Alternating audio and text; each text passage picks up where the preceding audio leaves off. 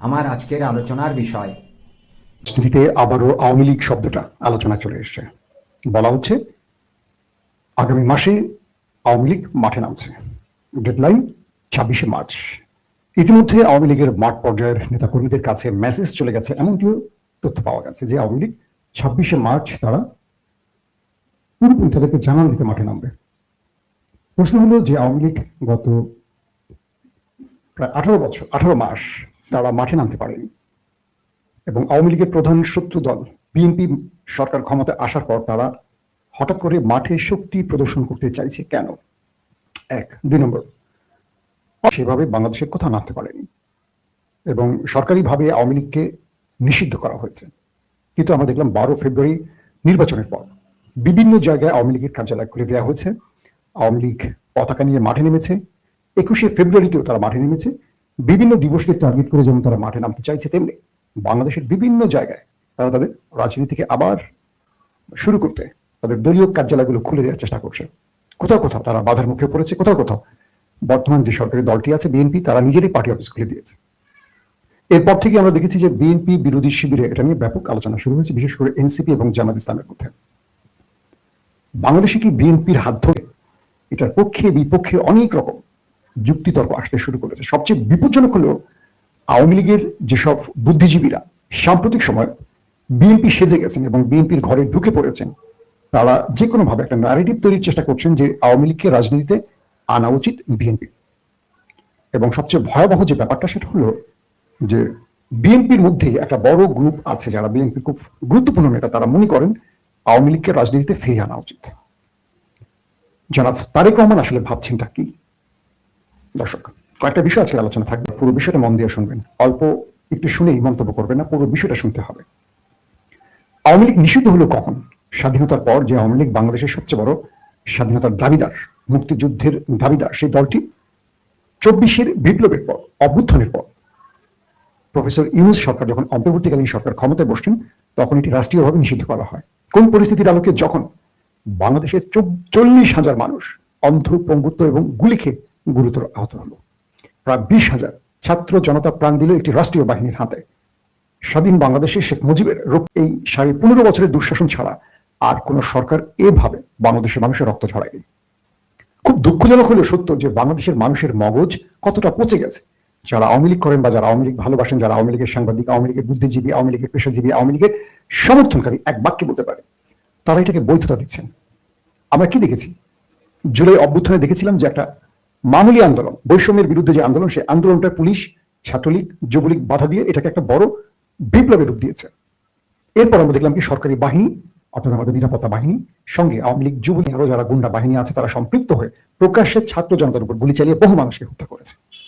পৃথিবীতে এইরকম নজির খুব কম আছে, বিশেষ করে সভ্য দেশগুলোতে। সেই আওয়ামী লীগকে আজ পর্যন্ত শুনিনি এই ঘটনার জন্য ক্ষমা চাইতে। শেখ হাসিনা একটার পর একটা বক্তব্য দিয়েছেন দিল্লিতে বসে, কিন্তু কখনো তিনি একবারের জন্য বলেননি যেটা আমাদের ভুল হয়েছে, আইন শৃঙ্খলা বাহিনী অতিরঞ্জিত করে ফেলেছে, এভাবে নির্দেশনা ছিল না, এটা মানুষের উপরে গুলি চালানোটা আসলে অন্যায় হচ্ছে, এটার জন্য আমরা ক্ষমা চাই। আমরা কোথাও এই বিষয়টি দেখিনি। 15.5 বছরে এই শেখ হাসিনা তার গুন্ডা বাহিনী, তার পুলিশ লীগ, র্যাব লীগ, সেনাবাহিনী লীগ, বিজিবি লীগ, বিএনপি, জামাতকে কোণঠাসা করেছে, গণহারে হত্যা করেছে, গণহারে গ্রেফতার করেছে। বাংলাদেশে এমন একটি জায়গা নেই যেখানে বিএনপি জামাতের নেতাকর্মীরা জেল খাটেনি।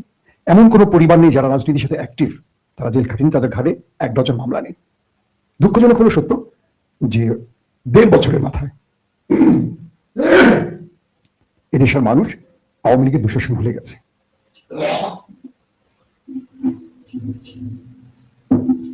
এটা খুব দুঃখজনক একটা ব্যাপার যে বাংলাদেশের মানুষ, হাজার মানুষের যে প্রাণ কেড়ে নিল একটি দানবীয় বাহিনী, তাদের জুলুম নির্যাতন ভুলে গেছে। সবচেয়ে বেশি ভুলে গেছে আমাদের প্রিয় দল বাংলাদেশ জাতীয়তাবাদী দল বিএনপি।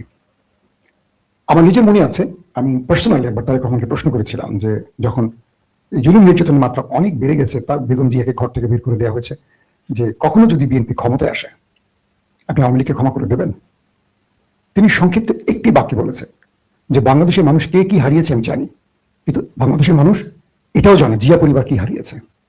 আমরা আওয়ামী লীগকে বিনা অপরাধে যেমন সাজা দেব না, তেমনি আওয়ামী লীগকে সাজা না দিয়ে কখনো, তারেক রহমানের সেই বক্তব্যটি আমার এখনো মনে আছে।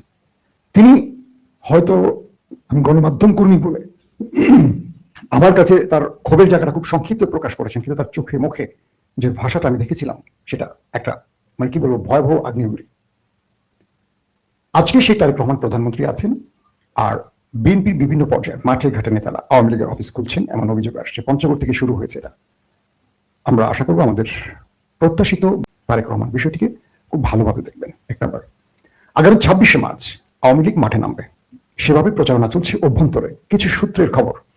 অর্থাৎ তারা আমাদের স্বাধীনতা দিবসটাকে মাথায় রেখে একটা বড় মানে রাজপথে শোডাউন করতে চায়, তাদেরকে জানান দিতে চায়। পুলিশের পক্ষ থেকে বলা হয়েছে যেহেতু আওয়ামী লীগ নিষিদ্ধ, কোনোভাবেই তাদেরকে মাঠে নামতে দেওয়া হবে না। পুলিশের আইজি থেকে শুরু করে পুলিশের বড় বড় কর্তারা এই ঘোষণাটি দিয়েছে। বিভিন্ন জায়গায় দেখছি আওয়ামী লীগ মাঠে নামলে আমার আওয়ামী লীগের শত্রু বলতে আমরা যাদেরকে কিছু কিছু জায়গায় দেখছি, আবার কিছু কিছু জায়গা দেখছি যে বিএনপি আওয়ামী লীগ কাঁধে কাঁধ মিলিয়ে হাঁটছে। বাস্তবিক অর্থে যখন শেখ হাসিনার অবৈধ প্রেসিডেন্ট শাহাবুদ্দিন চুপ্পুকে আমরা দেখি রাষ্ট্রীয়ভাবে প্রকাশ্যে এসে কথা বলছেন, গণমাধ্যমে ইন্টারভিউ দিচ্ছেন, এবং যেই ব্যক্তিটি অন্তর্বর্তীকালীন সরকারের দায়িত্ব নিয়ে বিএনপিকে ক্ষমতায় বসিয়েছিলেন সেই ব্যক্তির বিরুদ্ধে কথা বলছে চুপ্পু, আর তাকে কথা বলার অনুমতি বা সুযোগ করে দিচ্ছে বিএনপি। যে চুপ্পু একজন পা থেকে মাথা পর্যন্ত করাপ্টেড দুর্নীতিবাজ ব্যক্তি, দলবাজ ব্যক্তি, সেই ব্যক্তির সাথে হাসি মুখে সংবিধান শব্দটা বাংলাদেশে একটা কি বলবো যে নিজের তৈরি করা তাবিজের মতো। আপনি এই তাবিজটা দিয়ে বিপরীত ব্যক্তিকে শুধু ঘায়েল করতে ব্যবহার করবেন। যে বিএনপি সংবিধানের দোহাই দিয়ে কেয়ারটেকার দেয়নি, প্রথমে পরে দিয়েছে। সেই শেখ হাসিনা যারা কেয়ারটেকার বাস্তবায়ন করেছিল তারা ক্ষমতা এসে কেয়ারটেকার বাতিল করেছে সংবিধানের দোহাই দিয়ে। এই যে সংবিধানের দোহাই দিয়ে বাংলাদেশটাকে বারবার অরাজকতার দিকে নেওয়া হয়, কারা নিচ্ছে বারবার? আমরা জুলাই স্পিডের যে সরকার বলেছিলাম, জুলাই অভ্যুত্থানের পর বিপ্লবের পর যে সরকার বসেছে তারা এখনো জুলাই স্পিডে তারা শপথ নেয়নি। এবং বিভিন্ন নেতা ইতিমধ্যে বলতে শুরু করেছে জুলাই কি, বিপ্লব কি, কিসের সংস্কার, সংবিধানে হাত দেওয়া যাবে না। আশ্চর্য না? যারা বিগত 15 মাস মিটিং করেছেন, সংস্কার কমিশনে মতামত দিয়েছেন, জনগণকে অনেক ধারা উল্লেখ করেছেন, 30, 32, 36টি আশ্বাস দিয়েছেন, হঠাৎ করে তারা জুলাইকে ভুলে যাচ্ছেন। তারা ঠিক পুরনো বন্দোবস্তে ফিরে যাচ্ছে। তাহলে জুলাইটা আসলে হলো কেন? জুলাইটা কি কোনো দলকে ক্ষমতা বসাবার জন্য হয়েছে? যদি প্রশ্নটা করি, তাহলে আমরা ছাত্রভাবে একটা আন্দোলন করতে দেখিনি কেন? আজকে ছাত্র জনতা জীবন দিয়ে যে বিপ্লব বা যে বিপ্লবের বিজয় এনে দিল, সেটাকে কেউ যেন কিডন্যাপ না করে, ছিনতাই না করে, এটা আমাদের দাবি থাকবে। শাহাবুদ্দিন চুপ্পু তিনি ইউনূসের বিরুদ্ধে এখন কথা বলছেন। আচ্ছা, শাহাবুদ্দিন চুপ্পুর সাথে ইউনূসের কোনো বিরোধ আছে নাকি বিএনপি জামাতের বিরোধ আছে? বলেন। হাসিনার সাথে বা প্রেসিডেন্টের সাথে মূল বিরোধ ছিল বিএনপি জামাতের সাথে। ইউনূস তো একজন টপ ক্লাস ওয়ার্ল্ড লিডার বলি, বা তার ক্লাস অনেক উপরে, তিনি বিদেশে ভালো ছিলেন, তাকে বাংলাদেশে আমরা হাতে পায়ে ধরে চেষ্টা করেছি। তার বিরুদ্ধে এখন আওয়ামী লীগ ঘোষণা দিচ্ছে তারা সংবিধান লঙ্ঘন সহ নানান রকম অভিযোগে মামলা করবেন এবং ইউনূসের বিচার করবে। আওয়ামী লীগ ঘোষণা দিচ্ছে প্রকাশ্যে, এবং দেশে বিদেশে আওয়ামী লীগের যারা এজেন্টরা রয়েছেন, দলীয় ব্যক্তিরা রয়েছে, তারা ঘোষণা দিয়েছেন লন্ডন থেকে, আমেরিকা থেকে ইউনূসের বিচারের জন্য তারা এখন কাজ শুরু করে দিয়েছেন। এবং ইউনূসের বিরুদ্ধে আসলে অভিযোগ আছে। ইউনূস সাহেব লন্ডনে গিয়ে জামাতের অভিযোগ যে তিনি বাংলাদেশের জুলাই স্পিডকে বিক্রি করে দিয়ে আসছেন। তার মানে ইউনূসকে ওন করবে না জামাত। আবার পাশাপাশি বিএনপিও ইউনূসকে ওন করছে না, বিএনপি এখন শাহাবুদ্দিন চুপ্পুকে ওন করছে। তার মানে ইউনূস তার নিজের ভুলের খেসারত এখন দেবেন। যে জুলাই স্পিডের সরকার এসেছিল ইউনূসের হাত ধরে, ইউনূস তার স্বেচ্ছাচারিতা, তার পছন্দের করাপ্টেড ব্যক্তিদেরকে উপদেষ্টা করে রাষ্ট্র থেকে হাজার হাজার না লক্ষ লক্ষ কোটি টাকা লুটপাটের অভিযোগ উঠে গেছে গত 1.5 বছরে। তো সবকিছু মিলে ইউনূস নিজেও অনেক ফাঁদে ফেসে যেতে পারেন। আবার দেখা যাচ্ছে যে ইউনূসের সরকার অসাংবিধানিক, কিন্তু ইউনূস যে নির্বাচন দিয়েছেন সেটা সাংবিধানিক হয়ে যায় বিএনপির চোখে। আবার বলা হচ্ছে যে বিএনপি মূলত আওয়ামী লীগের বিচার চায়, কিন্তু বিএনপি যে ক্ষমতায় বসেছে, পর্দার অন্তরালে ডিপ স্টেট বা প্রতিবেশী রাষ্ট্রের সাথে যে চুক্তি ইস্যু বিএনপির ঘাড়ে চাপিয়ে দেওয়া হয়েছে, যে কারণে বিএনপি চুপচাপ আওয়ামী লীগকে ফিরিয়ে আনতে চায়। এই অভিযোগগুলো কিন্তু ইদানিং উঠে আসছে, মানে যারা বিএনপি বিরোধী তারা এই অভিযোগগুলো করছে। বিএনপিকেও এই অভিযোগগুলোর ব্যাপারে বক্তব্য দেওয়া উচিত যে না, বিএনপি আওয়ামী লীগকে ফিরিয়ে আনবে না, বিএনপি আওয়ামী লীগের বিচার করবে, বিএনপি শেখ হাসিনার বিচার করবে, খুনিদের বিচার করবে। এই বক্তব্যগুলো বিএনপির পক্ষ থেকে জোরালোভাবে আসা উচিত। কারণ জামাত ইসলাম খুব কৌশলে একটা খেলা খেলছে। জামাত মনে করছে বিএনপি 6 মাস থেকে সর্বোচ্চ 2 বছর টিকে থাকতে পারে কিনা, কারণ ইতিমধ্যে বিএনপিকে জনগণের থেকে বিচ্ছিন্ন করে ফেলার একটা চূড়ান্ত সিদ্ধান্ত জামাত বা এনসিপি নিয়েছে। তারা বিএনপির কঠোর সমালোচনা করবে না, মাঠে আন্দোলন দেবে না যাতে। আর এতে করে বিএনপির মধ্যে চাঁদাবাজি বা বিএনপির মধ্যে বৈষম্য, বিএনপির মধ্যে রাষ্ট্রের মধ্যে দুর্নীতির প্রকট আকার ধারণ করবে। আর তখন জনগণ আরেকটা বিপ্লবের মুখোমুখি হবে। সেই বিপ্লবটা মূলত মূল বিপ্লব বলে বিবেচিত হবে। এটা হলো বিরোধী শিবিরের বক্তব্য। তো এই পরিস্থিতিতে জামাত এনসিপি কিন্তু তারা খুব শক্তিধর একটা গ্রুপ হয়ে গেছে। এবং এবার নির্বাচনে যদি ফেয়ার ইলেকশনের মাধ্যমে ফ্রি ফেয়ার ভোট গণনা হতো, কোনো ইঞ্জিনিয়ারিং না হতো, কারচুপি না হতো, আল্লাহ ভালো জানে কারা ক্ষমতায় বসে যেত। এটাও বলছে অনেক রাজনৈতিক সুশীলরা। তো সেই পরিস্থিতিতে বিএনপি জামাত এনসিপির পেছনে একটা এবং দুর্ভাগ্য হলেও সত্য যে বিএনপির বিশাল গ্রুপ লোক এবার জামাতকে ভোট দিয়েছে। তার মানে তারাও বিএনপির এই আসন্ন কর্মকাণ্ডগুলো তাদের ভালো লাগছে। ছাত্রদলের সাবেক কেন্দ্রীয় পর্যায়ের অনেক নেতা আছে, আমি একজনের নামই বলে দিই, শাহাবুদ্দিন লালটু, একজন মেধাবী ছাত্র নেতা যিনি এখন কানাডাতে আছেন, পিএইচডি করেছেন, রাজনীতি নিয়ে বিভিন্ন বিষয় নিয়ে লেখালেখি করেন, পড়াশোনা করেন। তিনি বিএনপি সরকারের এই কাজগুলোর সমালোচনা করে স্পষ্ট বলেছেন, এভাবেই বলেছেন যে বিএনপি তার নিজের কবর খুঁড়তে পারে তার এই কর্মকাণ্ডের মাধ্যমে। বিএনপির উচিত জুলাই যেটা মানুষের প্রত্যাশার, কিন্তু বিএনপি যদি সেই পুরনো বন্দোবস্তে ফিরে যায় এটা হবে তাদের কফিনে শেষ পেরেক। এটা আমার কথা না, বিএনপির নেতাদের কথা। অনেক নেতারা হতাশ হয়ে গেছেন চুপ্পুকে টাইমলাইনে দেখে। যে চুপ্পু এখন ইউনূসের বিরুদ্ধে প্রকাশ্যে কথা বলছেন, সে চুপ্পু এতদিন কথা বলতে পারেনি কেন, বা ইউনূস কেন চুপ্পুকে কথা বলতে দেননি? ইউনূস তো বিএনপি জামাতের কর্মী বা নেতা নন, তিনি নিরপেক্ষ জায়গায় ছিলেন। কিভাবে আওয়ামী লীগ মাঠে নামছে বিভিন্ন জায়গায়, ইতিমধ্যে নড়াইল বা আরো কয়েকটি জায়গায় আমরা দেখেছি যে আওয়ামী লীগের হাতে বিএনপি নেতা কর্মীরা প্রাণ দিয়েছে। এই যে বিষয়গুলো ঘটছে এটা আমাদের জন্য খুব দুর্ভাগ্যজনক। এখন বিএনপিকে এই বিষয়গুলো স্পষ্ট করা উচিত। আমরা চাই জনাব তারেক রহমানের হাত ধরে একটা নতুন স্বনির্ভর বাংলাদেশ দেখতে। তিনি যে প্ল্যানগুলো ভিশনগুলোকে জাতির কাছে উপস্থাপন করছেন সেগুলো এই স্পিডের মধ্যে দেখছে, জুলাই সনদের মধ্যে দেখতে চাই। যে আশ্বাসগুলো জনগণকে দিয়ে দীর্ঘ 15-16 মাস ধরে আলোচনা হয়েছে, যেগুলো সবাই সর্বসম্মতিতে সিগনেচার হয়েছে, সেখানে যেন কোনো প্রকার সাংবিধানিক দোহাই দেওয়া না হয়। মনে রাখবেন, বিপ্লবোত্তর কোনো সংবিধান কোনো পৃথিবীতে চলে না, কোনো দেশ কোনো কোথাও চলে না। তাহলে শেখ মুজিবের মৃত্যুর পর যারা ক্ষমতায় আসছেন তারা অনেকেই অসাংবিধানিক হয়ে যাবেন। আমরা সিরিয়ার দিকে যাই, সিরিয়াতে একটা বিপ্লবের পর জোলানি বাহিনী ক্ষমতায় বসেছে। তাদের সিরিয়া ছিল বাংলাদেশ গুরুত্বপূর্ণ ইস্যু না, বড় রাষ্ট্রও না, কিন্তু আমাদের নেতারা এখন সংবিধানের কথা বলেন। এই বিএনপি নেতারা আওয়ামী লীগের আমলে ভিন্ন সংবিধানের কথা বলতেন। সংবিধান একটা বই, সেই বইটার মানে এপার আর ওপার পৃষ্ঠা উল্টালে আমাদের জাতীয় নেতারা সরকারে বসলে একরকম বলেন, বিরোধী শিবিরে বসলে আরেক রকম বলেন। এটা বন্ধ হওয়া উচিত। জনগণের স্বার্থে আসলে আমাদের কিছু করা উচিত। আওয়ামী লীগকে যদি রাজনীতি সুযোগ করে দেওয়া হয় বাংলাদেশে, সবচেয়ে বড় মাসুলটা দেবে বিএনপি। লিখে রাখেন, এটা কি বিএনপি বলছে? বিএনপির ঘরের মধ্যে যারা আওয়ামী লীগের কালসাপগুলো রয়েছে, যারা আওয়ামী লীগের দুধকলা খেয়ে এতদিন বিএনপিতে বসে শরীর স্বাস্থ্য মোটা তাজা করেছে, তারা তারেক রহমানকে কি কোনো ভুল পরামর্শ দিচ্ছে? এই প্রশ্নগুলো উঠে আসছে এখন। আমাদের বিশ্বাস যে দলটি 15.5 বছর মানুষের উপর একটা জগদ্দল পাথর হয়ে গিয়েছিল, দানব আকার ধারণ করেছেন। ইতিহাসের সবচেয়ে নির্মম বা ইতিহাসের সবচেয়ে ভয়াবহ অত্যাচার কোনোভাবে রাজনীতিতে ফিরিয়ে আনা হবে বাংলাদেশের ইতিহাসের সবচেয়ে কালো দিন। আর সেই দিনটি যদি বিএনপি এনে দেয়, আমি মনে করি আগামী দিন বিএনপির রাজনীতি থেকে মাইনাস হয়ে যাবে। কারণ এবার বিএনপিকে বিজয় ছিনিয়ে আনতে অনেক কাহিনী করতে হয়েছে, অনেক ডিপ স্টেটের খেলায় পালিতে হয়েছে। সো আগামী দিন যেন বিএনপি জনগণের কাছে নির্বাচনের জন্য ভোট চাইতে পারে, সেই রাস্তাটা খোলা রাখতে হবে। কারণ 15.5 বছর হাসিনা সেই রাষ্ট্রের ভেতরে শক্তিগুলো এখন অ্যাক্টিভ আছে। তারা চাইলে তারেক রহমানকে খুব সহজে ভেঙে চুরমার করে দিতে পারবে।